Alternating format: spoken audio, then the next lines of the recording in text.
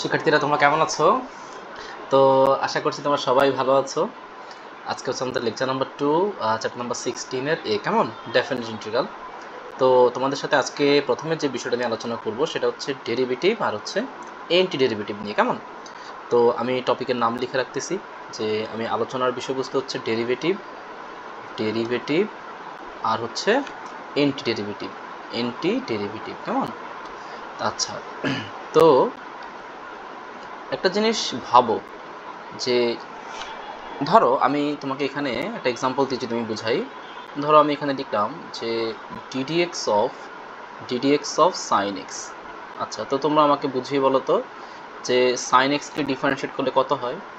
Sign এক্সকে differentiate করলে কিন্তু ভ্যালুটা হবে কজ এক্স, ভ্যালুটা হবে কজ এক্স। আচ্ছা, তো তাহলে এই যে এই যে কজ এক্সটা, দেখো সাইন এক্সকে তুমি ডিফারেন্সিয়েট করার ফলে, যে দেখো তুমি যদি সাইন এক্সকে ডিফারেন্সিয়েট করো তাহলে তুমি যে ভ্যালুটা পাচ্ছ সেই ভ্যালুটা হচ্ছে কজ এক্স। ওকে, এই যে সাইন এক্সকে তুমি ডিফারেন্সিয়েট করার ফলে এই যে এই ভ্যালুটা তুমি পাইছো, এই ভ্যালুটা তুমি পাইছো, কজ এক্সটা তুমি পাইছো। ওকে, তো আমি ধরে নিলাম এই কজ এক্সটাকে যে আমি পাইলাম, এই কজ এক্সটা আসলে কি সাইন এক্সের ডিফারেন্সিয়েট, তাই না? তাই তো। আচ্ছা, তার মানে আমি বলতে পারি কজ এক্স সাইন এক্স থেকে যে কজ এক্সটা পাইলাম এই ঘটনাটাকে বলবো হচ্ছে আমি ডেরিভেটিভ ডেরিভেটিভ ডেরিভেটিভ ওকে, ডেরিভেটিভ।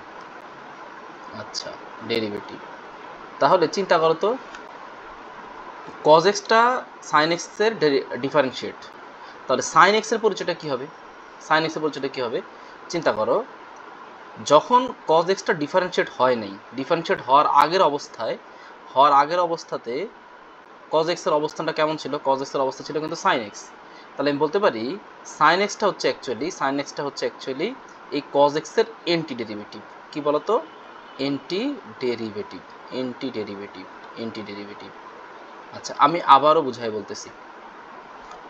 ধরো তুমি এই ফাংশনটাকে ডিফারেন্সিয়েট করলে, সেই ফাংশন নাম হচ্ছে এফ এক্স। এই এফ এক্সটাই হচ্ছে আসলে এখানকার সাইন এক্স। তো তুমি সাইন এক্সকে ডিফারেন্সিয়েট করলে তুমি কত পাচ্ছ? সেটা হচ্ছে কজ এক্স। তো কজ এক্সটাও তো একটা ফাংশন, তাই না? তো ধরে নিলাম কজ এক্স ফাংশনটার নাম হচ্ছে ছোটো হাতের ফাংশন অফ এক্স। ওইটা বড় হাতের এফ দিয়ে প্রকাশ করলাম, এটা ছোটো হাতের এফ দিয়ে প্রকাশ করলাম। তাহলে দেখো তো এই যে সাইন এক্স থেকে তুমি যে কজ এক্সটা পেলে, তাহলে তুমি কজ এক্সকে কী বলতেছো? কজ এক্সকে বলতেছো হচ্ছে সাইন এক্সের ডেরিভেটিভ, তাই তো? কারণ সাইন এক্সকে ডিফারেন্সিয়েট করে তুমি কজ এক্স পাও, তাহলে কজ এক্সটা হচ্ছে সাইন এক্সের ডেরিভেটিভ। তাহলে আমি এই এফ এক্সকে কি বলতে পারি না? আমি এফ এক্সকে তো অবশ্যই বলতে পারি যে এফ এক্সটা হচ্ছে কি? এফ এক্স হচ্ছে এফ এক্স, এই যে এই এফ এক্সের ডেরিভেটিভ, এফ এক্সের ডেরিভেটিভ হলো ছোটো হাতের এফ এক্স। এটা তো আমি বলতেই পারি, তাই না?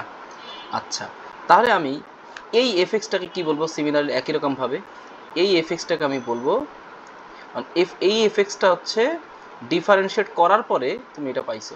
তাহলে ডিফারেন্সিয়েট করার আগে এই এফ এক্সের আগের অবস্থানটা কেমন ছিল? আগের অবস্থান ছিল হচ্ছে এই যে ফাংশন অফ এক্স আকারে ছিল।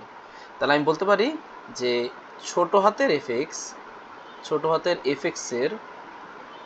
এফ এক্সের এন্টি ডেরিভেটিভ কী বলতো?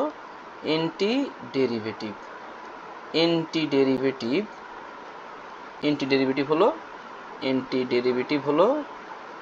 ডেরিভেটিভ হলো ফাংশন অফ এক্স। ক্লিয়ার? তাহলে কোনটা এফ এক্স আর কোনটা ফাংশন অফ এক্স, আশা করি তোমরা এটা বুঝতে পারছো, ঠিক আছে? তো এখানে কিছু বেসিক কথাবার্তা আছে। তা আমরা জানি যে ধরো 2 আর হচ্ছে 2 ইনভার্স, এরা কিন্তু পরস্পরের উল্টা, তাই না? পরস্পরের উল্টা। ঠিক সিমিলারলি এই ডি দিয়ে যদি আমি ডিফারেন্সিয়েট মিন করি তাহলে এই 1/d এটা মানে হচ্ছে ইন্টিগ্রেশন চিহ্ন। মানে ডি দিয়ে আমি মনে করো ডিফারেন্সিয়েটটাকে ইন্টিগ্রেট করতেছি আর 1/d দিয়ে আমি ইন্টিগ্রেটটাকে ইন্টিগ্রেট করতেছি।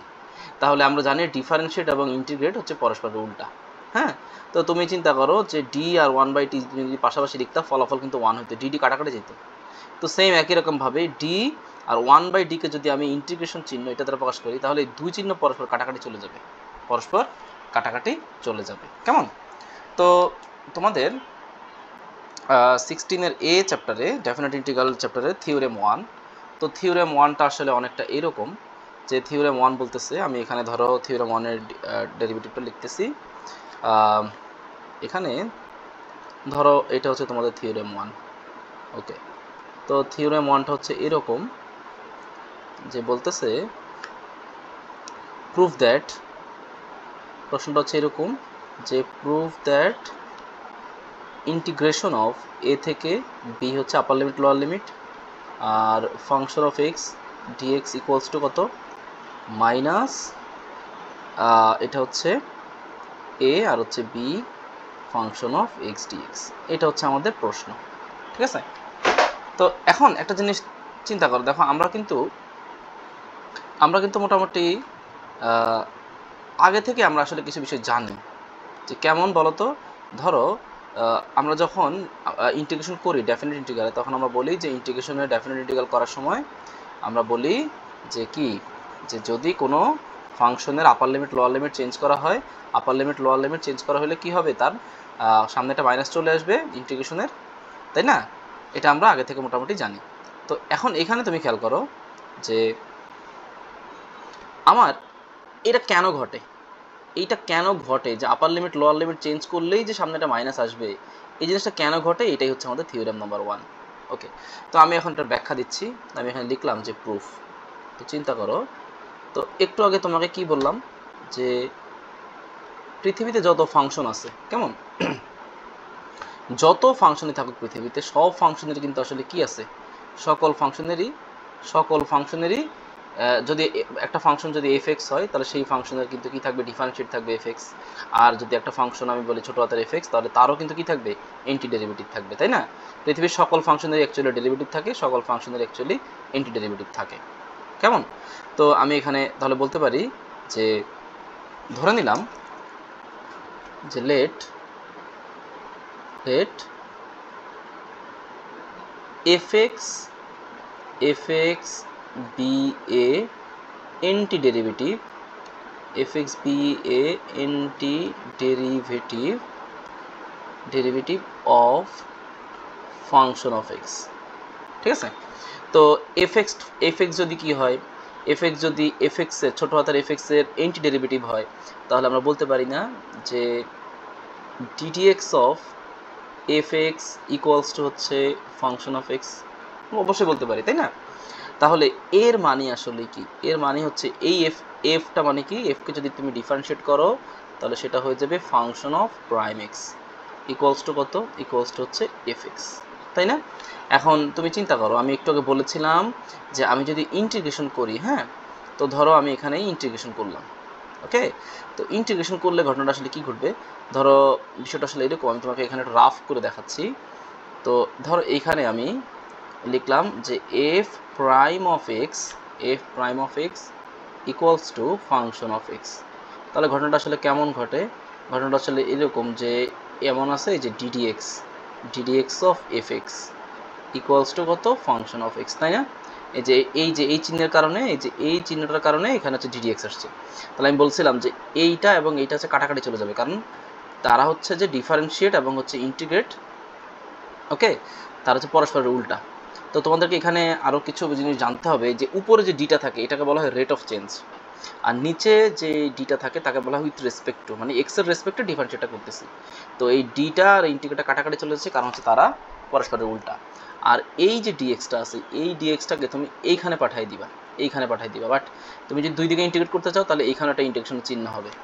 তাহলে পরের লাইনটা থাকে কি, এই যে আমি এই ডিএক্সটাকে যদি এখানে পাঠিয়ে দিই, তাহলে এই ডিএক্সটাকে যদি আমি এখানে পাঠিয়ে দিই, তাহলে আমার ফলাফলটা কি হয়, ফলাফলটা হয় যে integration of function of x dx equals to বড় হাতের এফ এক্স, কেমন? তো এইটা হচ্ছে আমরা এখানে লিখব। তো আমি ধরে নিচ্ছি দুই পাশে আমি ইন্টিগ্রেট করলাম, তো ইন্টিগ্রেট করলে কি হবে, function of x equals to integration of কত বলতো, ফাংশন অফ এক্স আর হচ্ছে কত বলতো, ডিএক্স, ফাংশন অফ এক্স কত বলতো, ডিএক্স, কেমন? তো এখন আমি যদি এই ইন্টিগ্রেশনটা যে কোনটা লিমিটের রেসপেক্টে করতাম, ধরো এক্সের ভ্যালু হচ্ছে লোয়ার লিমিট হচ্ছে মনে করো এ আর আপার লিমিট মনে করো হচ্ছে বি, এ তো লিখতেই পারতাম তাই না? তো তাহলে আমি এখানে এই কাজটা তো করলেই আমার জন্য যথেষ্ট ছিল, যে আমি এখানে এটা লিখতে পারতাম যদি এমন ঘটে তাহলে আমি লিখতে পারতাম যে বিষয়টা এমন হইতো যে এ থেকে বি, এই যে আমি এটা বলতে পারি যে এ থেকে বি যদি এমন ইন্টিগ্রেশন হয়, ঠিক আছে, তাহলে আমরা কি জানি, আমরা বলতে পারি যদি মানে ঘটনাটা এমন যে আমি আপার লিমিট আর লোয়ার লিমিট এ থেকে বি কাউন্ট করে দিলাম, তাহলে আমি এখানে বলতে পারি না যে আমরা জানি যে ইন্টিগ্রেট করার পরে আপার লিমিট আর লোয়ার লিমিটে কী হয়ে যায়, যেটা আমাদের এন্টি ডেরিভেটিভ থাকে তার উপরে হয় এখানে বি আর এখানে হয় কত বলো তো এ, তাই না? তাহলে আমি পরের লাইনটা কি বলতে পারি যে এখানে এ থেকে বি তারপরে বলতে পারি যে এফ এক্স ডিএক্স, এই যে এই পাশটা এখানে লিখতেছি, তাহলে F x dx equals to বলতে পারি যে এখানে কি ঘটনা ঘটবে, এই যে এক্স তাহলে আপার লিমিট এখানে বসাই দাও, এখানে এটা হচ্ছে ফাংশন অফ বি মাইনাস হচ্ছে ফাংশন অফ এ, ঠিক আছে? তো এটাকে ধরে নিলাম হচ্ছে সমীকরণ নাম্বার 1, সমীকরণ নাম্বার 1 এটাকে ধরে নিলাম, কেমন? আচ্ছা, তুমি এবার এখানে আবার এইভাবে চিন্তা করতে পারো যে দেখো আমি যে এখানে যে লিখেছি এই ইন্টিগ্রেশন অফ এ থেকে B function of x dx, এটা যে আমি লিখলাম, একটা জিনিস তুমি চিন্তা করে দেখো যে এইটা কিন্তু আসলে কোন থিওরেম ছিল, এটা ছিল আমাদের fundamental theorem of integral calculus. তো সিমিলারলি একই রকমভাবে আমি ধরো এটা হচ্ছে আমাদের মনে করো প্রশ্নের বাম পক্ষ, এই যে প্রশ্ন ছিল ওটা বাম পক্ষ নিয়ে কাজ করলাম, এখন আমি ধরো ডান পক্ষ নিয়ে কাজ করব।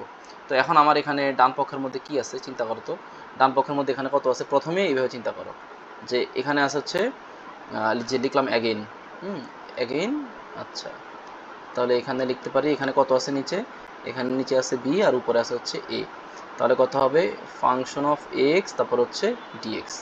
তাহলে বলো আমরা তো একটু আগে শিখলাম যে একটা ফাংশন যেটা ডেরিভেটিভ থাকবে, হ্যাঁ, যেমন এফ এক্সটা ডেরিভেটিভ, তাকে তুমি যদি ইন্টিগ্রেট করো তাহলে তুমি তার এন্টি ডেরিভেটিভ পাবা। তাহলে এফ এক্স এর এন্টি ডেরিভেটিভ কত, এই এফ এক্স ফাংশনের এন্টি ডেরিভেটিভ হচ্ছে ফাংশন অফ এক্স। তো আমি লিখলাম এখানে হচ্ছে কত বলতো, লিখলাম যে ফাংশন অফ এক্স। ওকে, এবার এই ফাংশন অফ এক্সের উপর কী হবে আমরা জানি, ইন্টিগ্রাল ক্যালকুলাসের মৌলিক উপপাদ্য অনুসারে এটার উপরে এখানে হবে বি, এখানে বি আর এখানে হবে এ, কেমন? তাহলে আমি এখানে লিখতে পারি যে ফাংশন অফ আপার লিমিট বসাই দিলাম মাইনাস হচ্ছে লোয়ার লিমিট বসিয়ে দিলাম। ওকে, তো এটা আসলে কার ভ্যালু, এটা আসলে বি থেকে এ ফাংশন অফ এক্স ডিএক্স এর ভ্যালু। ওকে, তো পরের লাইনটার কি অবস্থা হবে, আমার এখানে ডান পক্ষে বলতেছে মাইনাস, তাহলে এই মাইনাস দ্বারা গুণ করে দাও, তো গুণ করলে কত হবে বি থেকে এ আর এখানে কত function of x dx equals to কত হবে এখানে ফাংশন অফ বি মাইনাস হচ্ছে ফাংশন অফ এ। ওকে, তো এইটাকে দাও তুমি হচ্ছে ইকুয়েশন নাম্বার 2। তো এখন তুমি চিন্তা করে দেখো এই যে এখানে তুমি চিন্তা করে দেখো যে এই দুই জায়গাতেই 1 নাম্বার এবং 2 নাম্বার যে ইকুয়েশন, এই দুই ইকুয়েশনেই তুমি হিসাব করে দেখো এই দুই ইকুয়েশনেই এই যে ডান পাশটা যেটা আছে, যে দেখো function of B minus function of A, এই যে এইটা, আবার এইখানেও দেখো এই যে ফাংশন অফ বি মাইনাস হচ্ছে ফাংশন অফ এ, এই যে এইটা দুইটারই কিন্তু ডান পাশটা সেম। তো দুইটার যেহেতু ডান পাশটা সেম, তাহলে আমি কিন্তু বলতে পারি যে ফ্রম 1 and 2 উই হ্যাভ, বলতে পারি যে দুইটার আবার বাম পাশটা তাহলে সেম হবে। তাহলে আমি এখানে লিখতে পারি যে from 1 and 2 we have, from 1 and 2 we have আমরা লিখতে পারি যে এ থেকে বি এর যদি ইন্টিগ্রেশন করি, হ্যাঁ, এফ এক্স ডিএক্স, ওকে, সেটা হবে কত, যদি লিমিটটা চেঞ্জ করে দিই তাহলে সামনেটা মাইনাস আসবে, কেমন? তাহলে এখানে হবে বি, এখানে হবে এ আর এখানে কত ফাংশন অফ এক্স আর এখানে কত ডিএক্স। তো এইটা হচ্ছে যে আমাদের থিওরেম নাম্বার 1, তোমাদের হচ্ছে চ্যাপ্টার নাম্বার 16 এর থিওরেম নাম্বার 1। আর তোমরা হচ্ছে যে আমি ধরে নিয়েছি তোমরা হচ্ছে আগের ক্লাসটা করেছো, সেই ক্লাসটা হচ্ছে কোনটা বলো তো, ইন্টিগ্রাল ক্যালকুলাসের ফান্ডামেন্টাল থিওরেম, হ্যাঁ, fundamental theorem of integral calculus, এটা তোমরা সবাই ভালো করে করবে, তাহলে তোমাদের হচ্ছে বেসিকটা স্ট্রং হবে, কেমন? তো আমি হচ্ছে যে তোমাদেরকে পরের যেই থিওরিটা আছে সেই পরের থিওরিটা তোমাদেরকে দেখাবো, হ্যাঁ। তো পরের থিওরিটা আসলে কোনটা, থিওরি নাম্বার 2। আমি নতুন পেজে চলে যাচ্ছি। আচ্ছা, তো পরের থিওরেমটা হচ্ছে এরকম যে থিওরেম 2 আমাদেরকে বলতেছে যে থিওরেম 2, আচ্ছা, তো থিওরেম 2 আমাদেরকে বলতেছে প্রুফ দ্যাট, আচ্ছা, proof that integration of A থেকে B function of x dx equals to A থেকে বি ফাংশন অফ জেড আর হচ্ছে ডিজেড। আচ্ছা, তো এর মানে আসলে কি? এর মানে হচ্ছে তুমি ইন্টিগ্রেশন তুমি যে করবা, তোমার যে ফাংশনটা তুমি যার রেসপেক্টে ইন্টিগ্রেশনটা করবে তার যদি ভ্যারিয়েবল চেঞ্জ করো, ভ্যারিয়েবল চেঞ্জ করলেও লিমিট যদি সেম থাকে, ওই এ থেকে বি লিমিট যদি সেম থাকে, তাহলে দুইটাই আসলে সেম টাইপের এরিয়া দিবে। হ্যাঁ, তো ইন্টিগ্রেশনটা আসলে আমরা কেন করি? আমরা তো আসলে মূলত এরিয়া বের করার জন্যই করি, তাই না? তো আমরা ধরে নিচ্ছি সেম আগের মতো করে যে আমরা এখানে একটু লিখতে হবে যে প্রুফ ধরে নিলাম। আচ্ছা, যেহেতু এখানে ফাংশনটা হচ্ছে এফ এক্স ফাংশন, এটা হচ্ছে এফ এক্স ফাংশন, তো ধরে নিলাম যে লেট বড় হাতের F x be a antiderivative, be a antiderivative of function of x. হ্যাঁ, অ্যান্ড সিমিলারলি এই পাশের ইন্টিগ্রেশন যেটা, এই পাশে হচ্ছে ফাংশন অফ জেড হচ্ছে আমাদের ডেরিভেটিভ, তাহলে ফাংশন অফ জেডের এন্টি ডেরিভেটিভ কত হবে? ধরে নিলাম হচ্ছে ফাংশন অফ জেড। মানে কোনো না কোনো ফাংশনকে ডিফারেন্সিয়েট করলেই তো একটা ফাংশন পাওয়া যাবে, তাই না? তাহলে যেটাকে তুমি ডিফারেন্সিয়েট করবে, হ্যাঁ, বা একটা ফাংশনকে ডিফারেন্সিয়েট করার পর তুমি যে ফলাফল পাবে সেটা হবে ডেরিভেটিভ, আর তুমি যাকে ডিফারেন্সিয়েট করবে সে হবে এন্টি ডেরিভেটিভ। হ্যাঁ, তো let function of z be a antiderivative of antiderivative of function of z. Clear? তাহলে এই বাম পাশের যে ফাংশনটা আছে, বাম পাশের ফাংশনটা আমি কী বলতে পারি? যে সুতরাং যে এ থেকে বি আমি লিখতে পারি function of x dx equals to, এর এন্টি ডেরিভেটিভ কত ছিল? ফাংশন অফ এক্স, মানে ইন্টিগ্রেট করলে তো আমি তার এন্টি ডেরিভেটিভটাই পাবো, এটাই স্বাভাবিক। তাহলে আপার লিমিট এখানে কত? বি আর হচ্ছে এ। তো স্বাভাবিকভাবেই বলো এখানে আমি এখন আপার লিমিট আর লোয়ার লিমিটটা ইনপুট করে দিব যে ফাংশন অফ বি মাইনাস হচ্ছে কত? ফাংশন অফ এ। তাহলে এবার রাইট সাইডে ভ্যালুটা কত? রাইট সাইডে হচ্ছে আমাদের এ থেকে বি ফাংশন অফ জেড আর হচ্ছে ডিজেড। তাহলে আমার কাজ হচ্ছে এখন এই ফাংশন অফ জেডের কী বের করা? ফাংশন অফ জেডের এন্টি ডেরিভেটিভ বের করা। আমরা জানি ফাংশন অফ জেডের জেড যেহেতু ডেরিভেটিভ, তাকে ইন্টিগ্রেট করলে তার এন্টি ডেরিভেটিভ পাওয়া যাবে, সেটা হচ্ছে ফাংশন অফ জেড। তো এইটা ইন্টিগ্রাল ক্যালকুলাসের রুলস অনুযায়ী, ফান্ডামেন্টাল থিওরি রুলস অনুযায়ী এই যে আপার লিমিট লোয়ার লিমিট দিয়ে দিলাম। তো এইখানে একই কেস, যে function of B upper limit বসিয়ে দিলাম জেডের জায়গায়, মাইনাস হচ্ছে ফাংশন অফ এ। তো এইখানেও একই অবস্থা। এইখানেও দেখো এই যে বাম পাশ, সরি এখানকার হচ্ছে ডান পাশ, দুইটা ফাংশনেরই ডান পাশটা সেম, দেখছো? দুইটা ফাংশনেরই ডান পাশটা সেম। তো তুমি চাইলে এটাকে 1 নম্বর ইকুয়েশন, এটাকে 2 নম্বর ইকুয়েশন দিয়ে লিখতে পারো। হ্যাঁ, তো চাইলে লিখতে পারি যে বুঝতে পারলাম যে আসলে দুইটা আসলে সমান। লিখতে পারি ফ্রম 1 and 2 উই হ্যাভ, লিখলাম যে সুতরাং from 1 and 2 we have, 1 and 2 we have, বলতে পারি যে এ থেকে B function of x dx equals to A থেকে বি ফাংশন অফ জেড আর এখানে হচ্ছে ডিজেড। এই যে আমাদের মোটামুটি প্রুভড হয়ে গেল। কেমন? এই আমাদের প্রুভড হয়ে গেল। এই তো মোটামুটি আমাদের দুইটা থিওরি কমপ্লিট হয়ে গেল। আমরা হচ্ছে যে এবার আমরা কিছু ম্যাথ দেখব। হ্যাঁ, তো ম্যাথগুলো এই চ্যাপ্টারে আসলে খুবই সহজ, ভয় পাওয়ার কোনো কারণ নেই, যেহেতু ডেফিনেট ইন্টিগ্রাল। তো ডেফিনেট ইন্টিগ্রালের ম্যাথগুলো আসলে যারা মোটামুটি 12-এর সি চ্যাপ্টারটা করেছো বা ইন্টিগ্রেশনাল টেকনিকটা ভালো জানো, ইন্টিগ্রেশনাল টেকনিকগুলোই হচ্ছে আমরা এখানে আসলে বেসিক্যালি ইউজ করব। তো আমি নতুন পেজে চলে যাচ্ছি, আশা করি তোমরা সবাই বুঝতে পেরেছো। কেমন? ওকে, তো আমি যেটা দিয়ে শুরু করব সেটা হচ্ছে এক্সাম্পল নাম্বার 1। আচ্ছা, তো আমার এক্সাম্পল 1 এখানে কি বলে দেখি। আমি ধরে নিচ্ছি যে আমার ইন্টিগ্রেশন যেটা আছে সেটা হচ্ছে i ইকুয়ালস টু 0 থেকে π/2। আচ্ছা, তারপরে বলতেছে যে dx divided by 1 plus cos x, 1 plus cos x।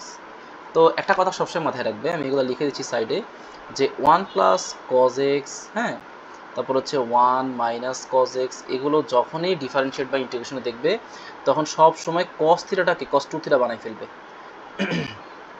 cos 2 theta বানাই ফেলবে, কারণ আমরা জানি যে 1 প্লাস cos 2 থিটা এর ভ্যালু হচ্ছে 2 cos square theta, 2 cos square theta. কেমন? আচ্ছা, এইটাও একই অবস্থা, তুমি লিখবে হচ্ছে 1 minus cos 2 into x/2, 2 into x/2। কেমন? তো 1 মাইনাস cos 2 থিটা মানে হচ্ছে কত বলো তো? 2 sin square theta, 2 sin square theta. তো এখানেও একই অবস্থা, এখানে আমি পরের লাইনটা লিখতে পারি যে 0 থেকে π/2, যেগুলো সাইড নোট করে দিলাম এগুলো হচ্ছে তোমার নোট করে ফেলবে, হ্যাঁ। তাহলে এখানে কত, উপরে হচ্ছে dx, নিচে এটাকে ভেঙে ফেলো, লিখতে পারি যে 1 + cos 2 × x/2। তাহলে বলো এখানে কত হবে, এখানে হবে 0 থেকে π/2, নিচে 1 + cos 2 থিটা, এটার ভ্যালু কত, এটার ভ্যালু হচ্ছে 2 cos² x/2, উপরে হচ্ছে কত, উপরে হচ্ছে dx। তাহলে এখানে কি অবস্থা, এখানে দেখো একটা পিওর কনস্ট্যান্ট আছে হাফ, এই হাফটাকে তুমি ইন্টিগ্রেশনের বাইরে নিয়ে আসো। তাহলে এখানে কত হবে 0 থেকে π/2, কেমন। তাহলে বলো 1/cos² মানে কত, 1/cos² মানে হচ্ছে sec² x/2 ইন্টু হচ্ছে dx, কেমন। এটা হচ্ছে আসলে সেকের থিটা। আচ্ছা, তো এখন এখান থেকে আবার অঙ্কটা দুইভাবে করতে পারি। তো আমি প্রথমে একভাবে দেখাচ্ছি, পরে আরেকভাবে দেখাচ্ছি, কেমন। তো এখানে হচ্ছে হাফ 0 থেকে π/2, ইন্টিগ্রেশনের নিয়ম হচ্ছে এই যে এইখানে যে sec² ভিতর যে থিটাটা আছে, এই যে এই থিটাটা এখানে যা আছে তার ডি এর ভিতরে থাকতে হবে। তো আমি এখানে লিখলাম যে এটাকে বলা হয় মেথড অফ ব্যালেন্সিং। তো লিখলাম sec² x/2, এটা রাখলাম, এইটা তুমি ডি এর ভিতরে দিয়ে দাও। তো ডি এর ভিতরে দিলে তখন যে মিলে জিনিসটা যে sec² থিটা ডি থিটা। তাহলে বলো ডি দিয়ে যদি আমি এক্সকে গুণ করি তাহলে ফলাফলটা হচ্ছে dx। কত বেশি লিখলাম এখানে, মানে হাফ বেশি লিখছি না, এই অঙ্কের মধ্যে হাফ বেশি লেখা হয়ে গেছে, দেখো আগের অঙ্ক চেয়ে এখানে হাফ বেশি লেখা। তাহলে ওই হাফের জন্য তুমি এখানে 2টা দিয়ে দাও, সেই 2 আর এই 2টা কাটাকাটি চলে যাবে। ওকে, তাহলে আমরা জানি কি বলতো, আমরা জানি হচ্ছে integration of sec² theta D theta, এর মানে হচ্ছে tan থিটা। তার মানে হচ্ছে tan, আর এখানে থিটা বলতে আছে হচ্ছে x/2।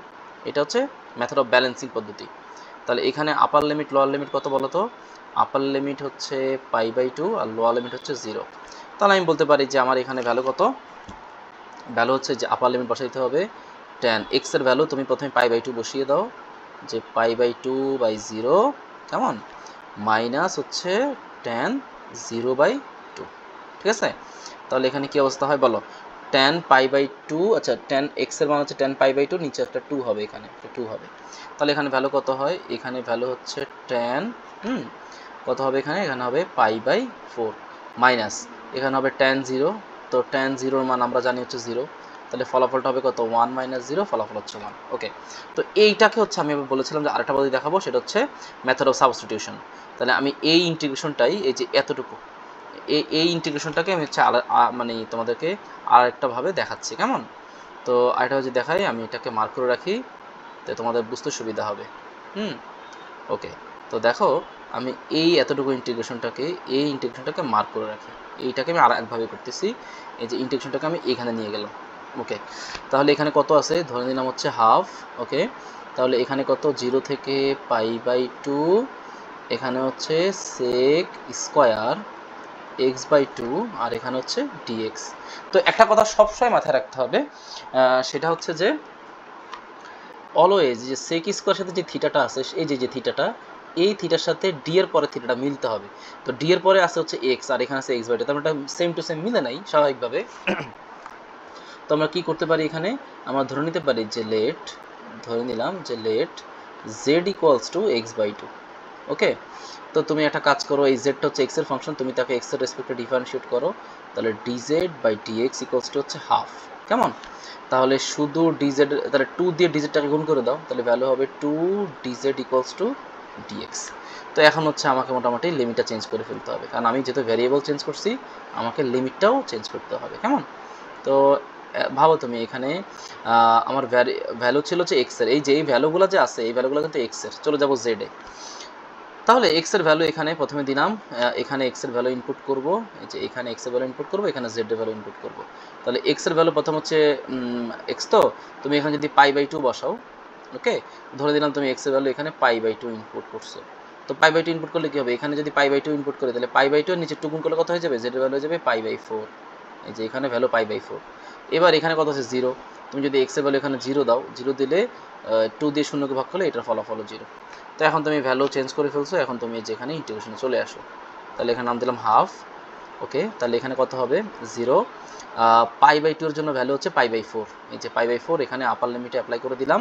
আর এখানে কত বলো তো, এই যে sec² x/2, তো x/2 এর নাম দিলাম হচ্ছে z, আর এই যে dx এর মান হচ্ছে কত 2dz, দেখছো 2dz। তাহলে যে 2dz যে পেলাম, এই যে 2টাকে লিখলাম হচ্ছে সামনে, এই 2 কাটাকাটি, আর বাকি থাকে হচ্ছে ডিজেড। ঠিক আছে, তো একটা লাইন আবার বেশি লেখা লাগবে, এই যে 0 থেকে π/4 sec স্কয়ার জেড আর হচ্ছে ডিজেড। ঠিক আছে, তো বলো integration of sec square theta মানে কত? মানে হচ্ছে tan z। তাহলে tan z, হ্যাঁ, এটা হচ্ছে এই ফাংশনের জন্য ইন্টিগ্রেটিভ, উপরে হচ্ছে π/4 আর হচ্ছে 1। তাহলে এখানে ভ্যালু কত হয়? ভ্যালু হবে tan π/4 মাইনাস হচ্ছে tan 0। এখন দেখো এই যে অংশটা, এই অংশটা কিন্তু এখন আগের অঙ্কের মতো হয়ে গেছে। দেখো এই যে এটা, এই যে এইটার মধ্যে যে tan π/4 মাইনাস tan 0।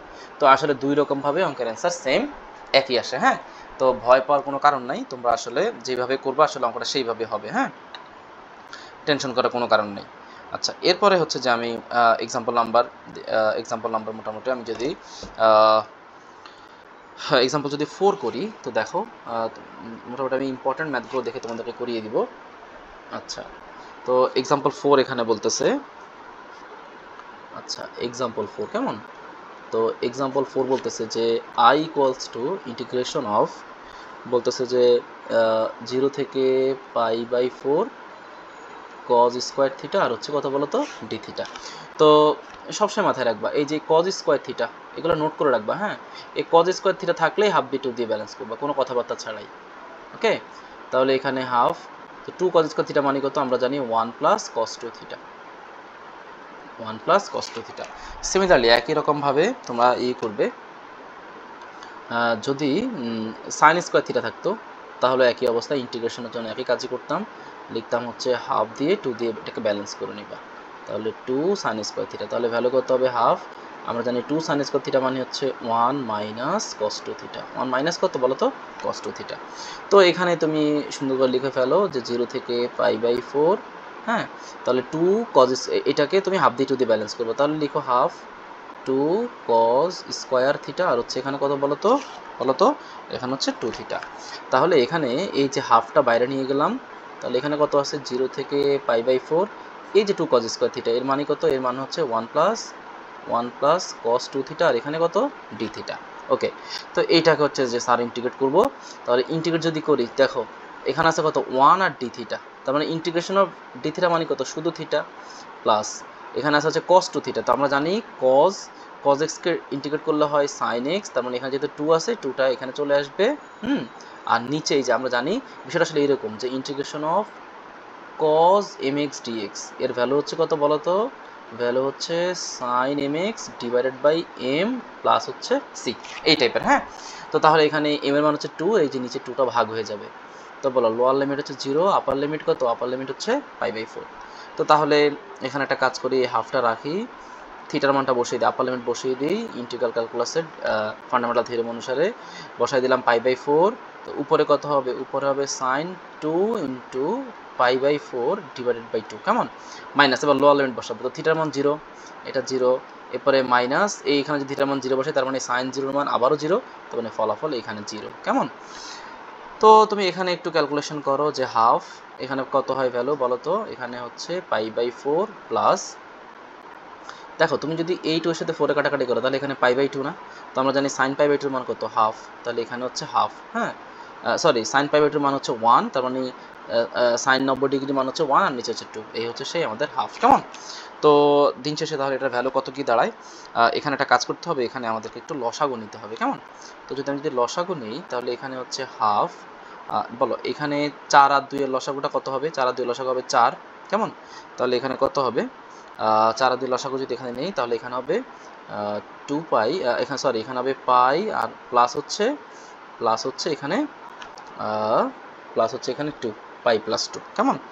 তাহলে এখানে কত হয় যে 1/8 ইন্টু হচ্ছে পাই প্লাস 2, এটা হচ্ছে আমাদের এই অঙ্কের জন্য রিকোয়ার্ড অ্যান্সার, কেমন? তো আমি হচ্ছে পরেরটাতে চলে গেলাম, এক্সাম্পল 4। আচ্ছা, এবার হচ্ছে আমরা করব এক্সাম্পল 5। তো এক্সাম্পল 5 দেখো, এক্সাম্পল 5টা হচ্ছে এখানে এক্সাম্পল 5। আচ্ছা, তো এক্সাম্পল 5টা এখানে বলতেছে যে 0 থেকে 1 root over 1 minus X square আর হচ্ছে ডিএক্স, কেমন?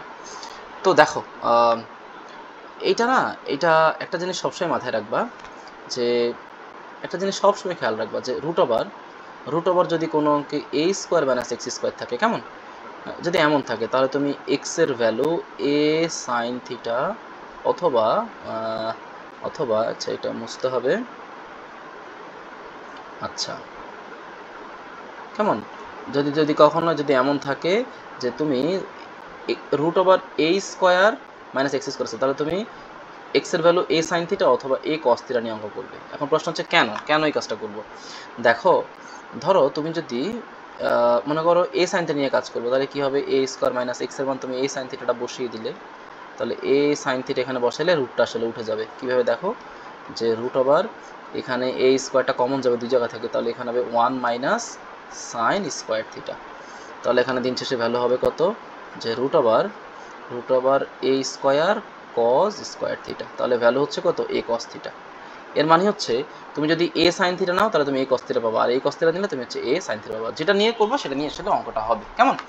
তো এখানে বলো আমার এখানে এ স্কোয়ার বলতে কত আছে, মানে আমি যদি এখানে 1-এর উপর স্কোয়ার দিতাম তাহলে কোনো ক্ষতি নেই, তার মানে আমার এর মানটা আছে আসলে হচ্ছে 1, এর মানটা কত আছে এখানে 1। তো আমি ধরে নিলাম যে এইখানে লিখে দেখো, আমি ধরে নিলাম যে লেট এক্স ইকুয়ালস টু, ধরার কথা ছিল এ সাইন থিটা, তো এর মান যেহেতু 1, তো তার মানে হচ্ছে 1 ইন্টু সাইন থিটা, মানে এক্সের ভ্যালু আমি সাইন থিটা ধরতেছি, কেমন? তো এক্সটা যদি আসলে থিটার ফাংশন, তাহলে থিটার রেসপেক্টে তুমি ডিফারেন্সিয়েট করো, তাহলে এখানে কত হবে, এখানে হবে কস থিটা। তো তাহলে চিন্তা করো ডিএক্সের ভ্যালুটা কত হয়, শুধু ডিএক্সের ভ্যালুটা, ডিএক্সের ভ্যালু হবে কস থিটা ইন্টু হচ্ছে ডি থিটা। বাট এখানে আমার কী করতে হবে, আমার এখানে লিমিটটা আবার চেঞ্জ করতে হবে, কেমন? তো আমি এখানে লিখতে পারি যে আমার অঙ্কটা ছিল এক্সের রেসপেক্টে, আমি যাবো হচ্ছে থিটার রেসপেক্টে। তো চিন্তা করো এক্সের যে ভ্যালু, এক্সের ভ্যালু এখানে লোয়ার লিমিট আছে 0, এক্সের লিমিট লোয়ার লিমিট 0, তো এক্সের মান তুমি যদি এখানে 0 ইনপুট করো, মনে করো 0 ইকুয়ালস টু সাইন থিটা, তো বলো সাইন কত ডিগ্রির মান 0, অবশ্যই সাইন 0 ইকুয়ালস টু 0, এটা মানে হচ্ছে সাইন থিটা। তো দুই পাশ থেকে সাইন অপারেশন বাদ গেলে থিটার মান 0, তার মানে থিটার মান হচ্ছে 0 ডিগ্রি। ওকে, বাট বোঝার বিষয় হচ্ছে পরেরটা, তুমি যদি এক্সের মান এখানে 1 কাউন্ট করো, এই যে এখানে ধরো মনে করো তুমি এক্সের মান 1 কাউন্ট করলা, আমি এখানে এই যে এই পাশে বোঝাচ্ছি, তো তুমি যদি এখানে এক্সের মান 1 হয় তাহলে 1 ইকুয়ালস টু কত, সাইন থিটা, তাহলে থিটার ভ্যালুটা কত হবে, থিটার ভ্যালু হবে হচ্ছে সাইন ইনভার্স 1, সাইন ইনভার্স 1, আমরা জানি সাইন ইনভার্স 1 এর মান হচ্ছে π/2। তো তার মানে আমি এখানে যদি 1 দেই, যদি আমি এখানে 1 দেই, 1 দিলে এখানে হবে কত, এখানে হবে থিটার মান হবে π/2। তো আমি সবগুলো ভ্যালু এখানে ইনপুট করে দিচ্ছি, কেমন? তো এখানে কি অবস্থা হয়, 0 যখন ছিল তখন মান হচ্ছে 0, যখন 1 তখন মান হয়ে গেছে কত, π/2। রুট ওভার 1 মাইনাস এক্স এর মানটা তুমি কত ধরছো, এক্স এর মান ধরছো হচ্ছে সাইন থিটা, এই যে সাইন থিটা, কেমন?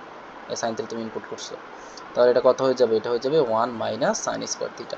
তো ডিএক্স এর মান কত, ডিএক্স এর মান হচ্ছে কস থিটা ডি থিটা, এই যে কস থিটা ডি থিটা। তো লিখলাম এখানে কস থিটা আর হচ্ছে কত বলো তো, ডি থিটা।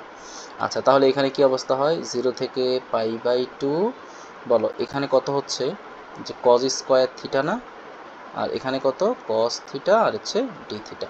তো আচ্ছা এখানে ঘটনাটা কী ঘটবে, এখানে কিন্তু স্কোয়ার রুট কাটাকাটি যাবে, তো স্কোয়ার রুট কাটাকাটি গেলে এখানে একটা কস থিটা থাকবে, সেই কস থিটার সাথে আবার এই কস থিটাটা গুণ হলে কস স্কোয়ার থিটা হয়ে যাবে। তাহলে 0 থেকে π/2 এখানে হচ্ছে কস স্কোয়ার থিটা ইন্টু হচ্ছে ডি থিটা, কেমন? তো আমি তো তোমাদেরকে একটু আগে বলেছিলাম, বলো তো কী বলেছিলাম, কস স্কোয়ার থিটাটা যখনই দেখবে তখনই তার সাথে তুমি কী করবে, যে হাফ দিয়ে 2 দিয়ে গুণ করে ফেলবে, তাহলে গুণ করলে কত হয়, কস স্কোয়ার থিটা ইন্টু হচ্ছে ডি থিটা।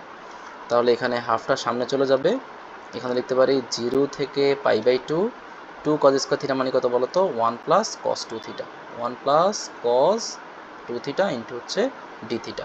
ওকে, তাহলে এইটার ভ্যালু কত হবে, এইটার ভ্যালু এখন একটা আগের মতোই, ইন্টিগ্রেশন হাফ, হ্যাঁ। তাহলে এখানে কত হবে বলো তো, এই যে 1 আর ডি থিটা, যদি ডি থিটাকে ইন্টিগ্রেট করি তাহলে হবে থিটা প্লাস, ওখানে কত হবে, একটু আগে এমন টাইপের একটা ম্যাথ করেছিলাম যে সাইন 2 থিটা ডিভাইড বাই হচ্ছে 2, সাইন 2 থিটা ডিভাইড বাই হচ্ছে 2, কেমন?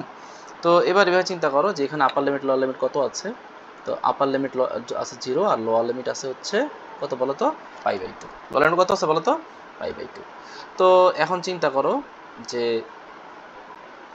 এখন আমরা এখানে কি করতে পারি, আমাদের এখানে কাজ হচ্ছে এখন আপার লিমিট আর লোয়ার লিমিটটা কী করা বলো তো, এটা হচ্ছে অ্যাপ্লাই করা। তো আপার লিমিট লোয়ার লিমিট যদি আমি অ্যাপ্লাই করি তাহলে আমি আমাদের যে ডেফিনেট ইন্টিগ্রালটা ছিল সেই ডেফিনেট ইন্টিগ্রালের ভ্যালুটা পেয়ে যাবো, কেমন?